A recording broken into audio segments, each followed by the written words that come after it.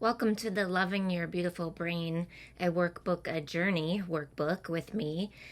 Today we're going to read just chapter 1, and we'll try to get through it as quickly as we can to not take up too much of your time.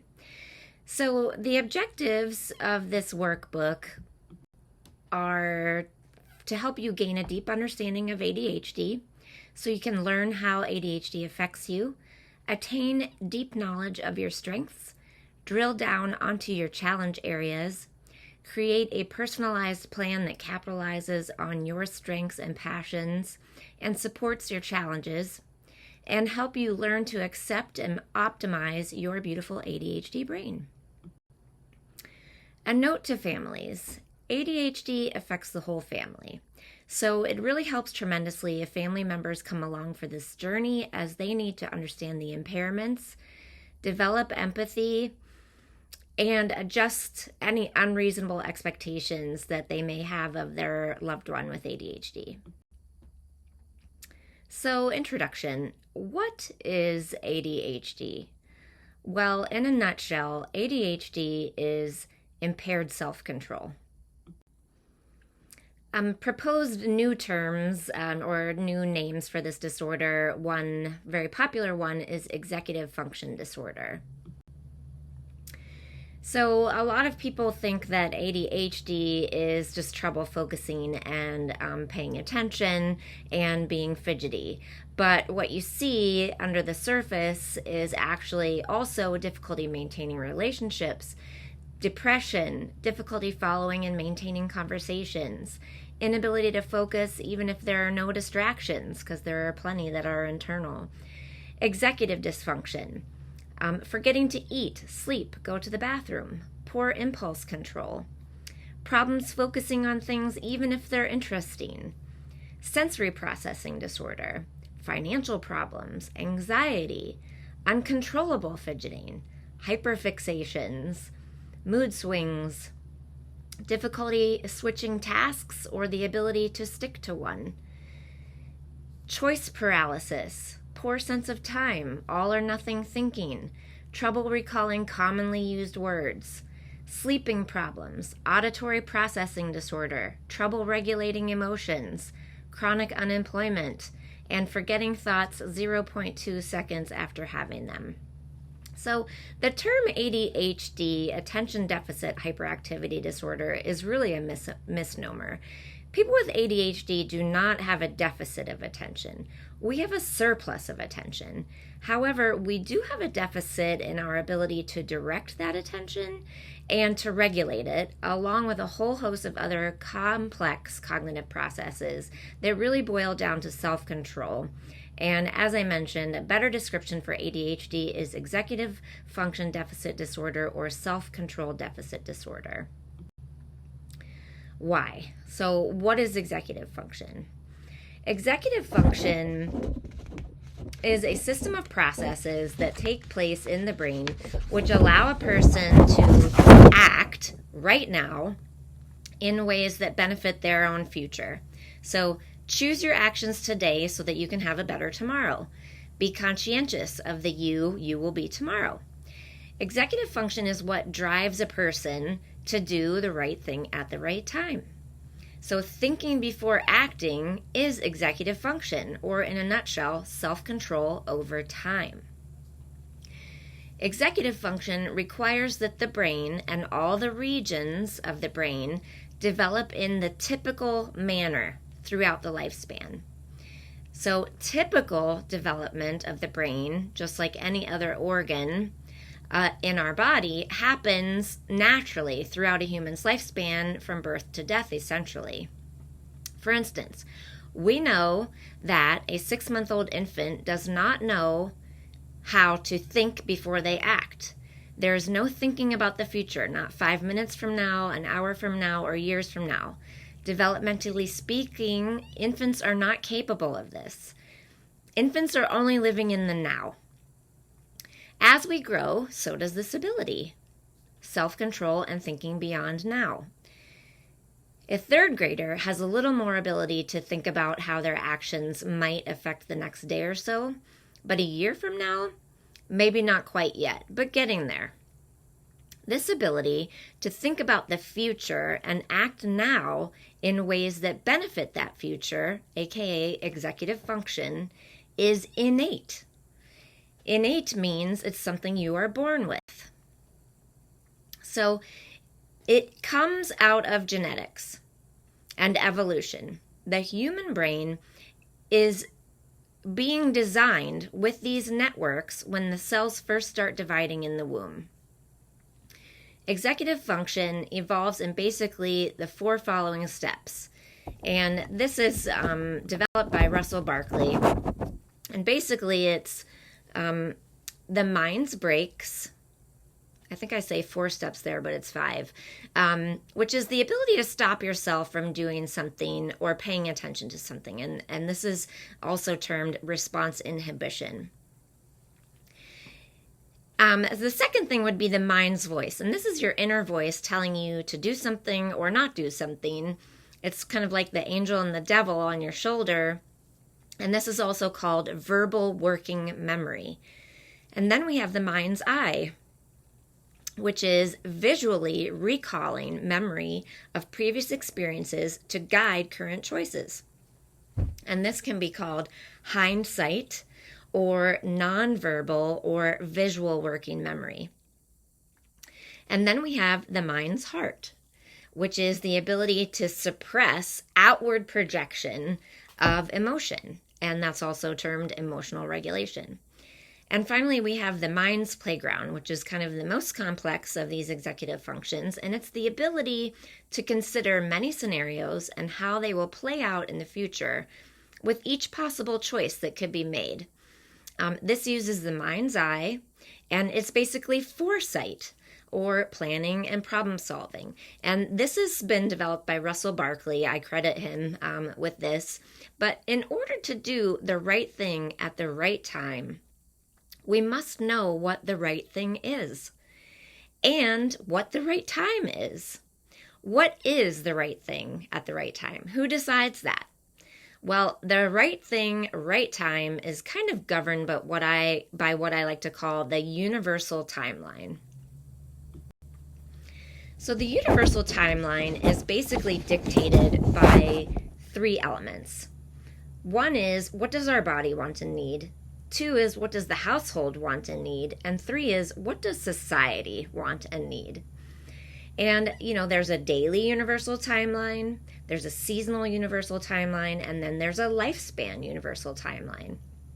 And most people in society, and when I say society, I mean like an industrialized society, capitalist society, like the U.S., are expected to adhere to a daily timeline that looks something like the following example I'm going to show to you, which is kind of an example of a weekday daily timeline. The universal timeline sort of determines what we do, when we do it, where we do it, and to some degree, why. So the daily universal timeline, this is a fairly stripped down version of what most people are, do during the day or are expected to do during the weekday. So generally, each day can be divided into different time blocks. In this universal timeline, there are seven blocks of time during which certain behaviors and activities are performed, and those time blocks are pre-day, early day, break, midday, late day, pre-bedtime, and bedtime. So here in this section, we have the pre-day section. And this is maybe from about 6 a.m. to 8 a.m. And for your body during this period, your body wants you to wake up, eat, get dressed. And our bodies need this time. We need a morning routine, and that signals to our mind that the day has begun. This prepares us to solve the problems of the coming day. The household wants everybody to wake up, eat, and get dressed, and the household benefits from this time to develop connection and plan for the day ahead. Society expects, the members of society to be up, fed, appropriately dressed, and prepared for the day so that we can meet the expectations of school, work, and the needs of the community. Then then we have early day, which is probably from around 8 a.m. to about noon. And the body, learn, make, do, right? The body and the brain require daily mental, physical, and intellectual stimulation to grow, evolve, and feel a sense of wellness. Wellness is defined as the state of being in good health, and the opposite of a sense of wellness, it can be defined as languishing. And the household during this block of time, it's really school, work, and chores. A child's job is to be a student, to attend school, grow, learn, and mature with the future goal of independent contribution to maintaining the household, ultimately moving on to their own. An adult's job might be a career outside of the home or in the home as a homemaker, and contributes to the household indirectly or directly. Indirectly, by bringing buying power to the home to pay for the needs and wants of the home and the family, such as food, water, clothes, shelter, transportation, etc. And then directly by acquiring and actively maintaining the needs and / wants of the family, and therefore the order of the household. Most adults are expected to do both of these jobs. And then we have society. And society is, school or work. And society wants its members to be educated, independent contributors to the growth, stability, and wellness of the group as a whole. The goal is to maintain the order and functionality within the societal construct. Yes, that's capitalism and industrialized society, folks. So then we have the next block, and that's late day. So this is from, I missed break. Okay, so break, noon. So you have your pre-day, early day, break. Break is lunchtime. The body needs to eat. The body and the brain must have regular inputs of nutrients to function. And we need glucose, protein, and fat.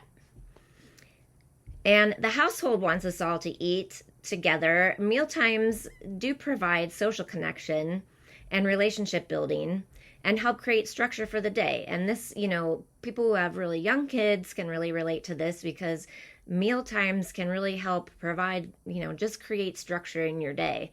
And then we have society, and society wants us to eat and recharge. They expect us to be fueled and prepared to continue meeting expectations for the remainder of the day. So then we have the midday block, and this is the post-lunch, pre-afternoon, right? So between around 1 and 4.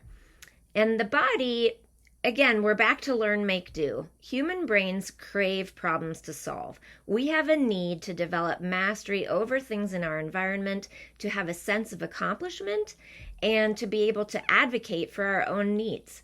This is how we develop self-confidence.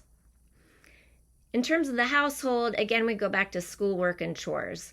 And the household needs its members to do their jobs and wrap up the tasks of the day to begin transitioning to the tasks of the evening.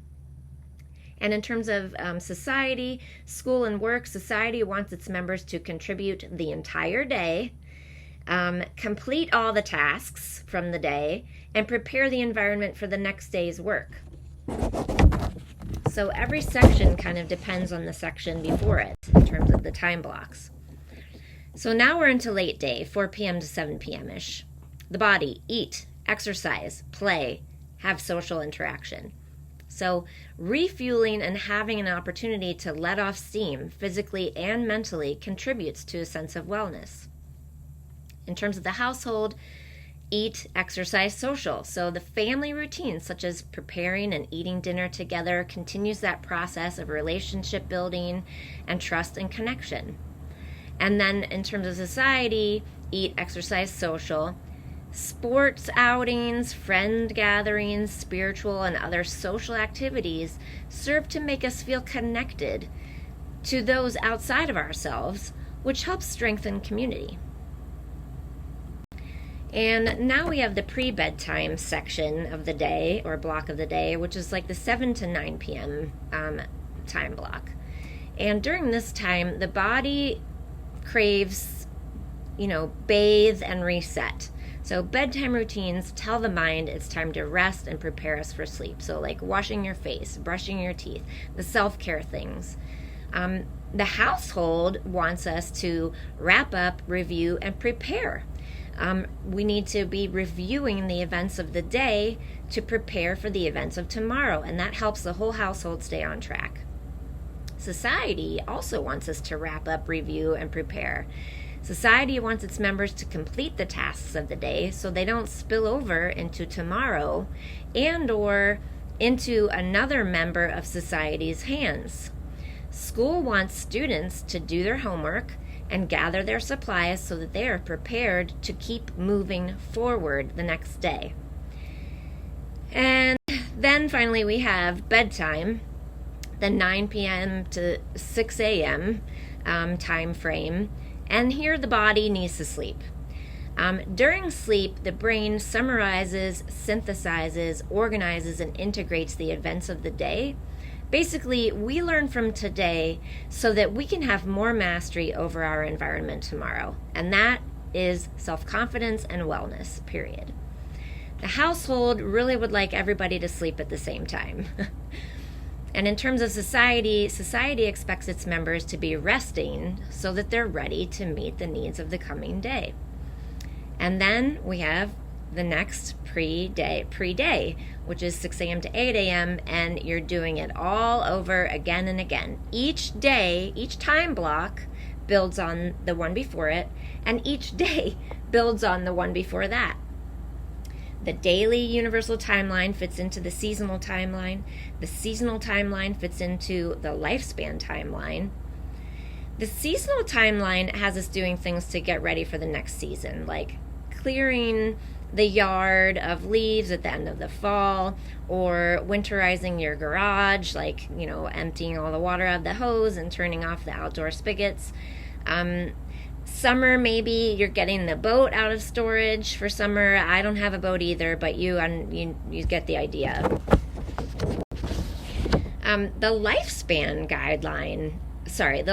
timeline guides us through the stages of our lives. Basically, society says you must go to preschool, then elementary school, then middle school, then high school, then college or technical school, have a career, start a family, move up in your career, retire, have grandchildren, ... Life gets more and more complex as we move up the lifespan timeline.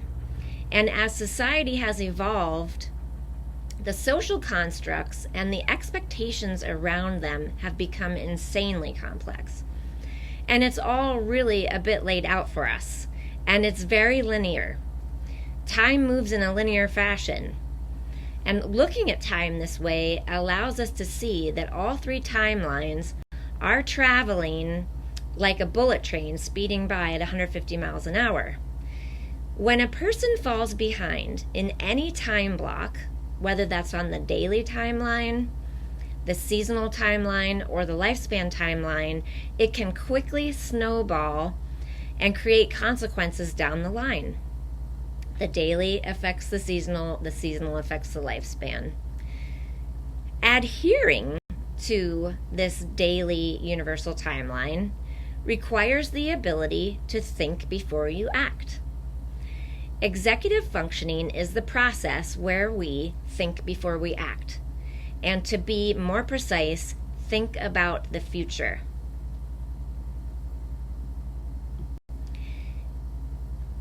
Executive function, really in a nutshell, is the ability to always hold the future in mind. And the future is any time that is not now and not the past. In other words, it can be minutes from now, hours from now, years from now. It just depends on the situation. But behaving in a way that prevents slip-ups on the universal daily timeline requires one to always hold the future in mind. And this requires the coordination of a whole host of cognitive abilities. So prioritization, organization, initiating tasks, remembering and remembering to remember, regulating motivation, managing time, monitoring yourself, and adjusting behavior. sustaining effort on a task, paying attention to the right things, inhibiting your response to unimportant or irrelevant stimuli, maintaining appropriate energy levels for the tasks at hand, controlling impulses, managing time, monitoring yourself, and monitoring the outward projection of emotions. So these abilities are the fundamental cognitive functions of the complex process that we call executive function. So let's reflect. If you look more closely at that daily timeline, it's easy to see if you fall out of sync in any one time block, there's a cascading effect into the next block and the next block and so on, and across all three realms, the body, the household, and society, and then across the daily, the seasonal, the lifespan.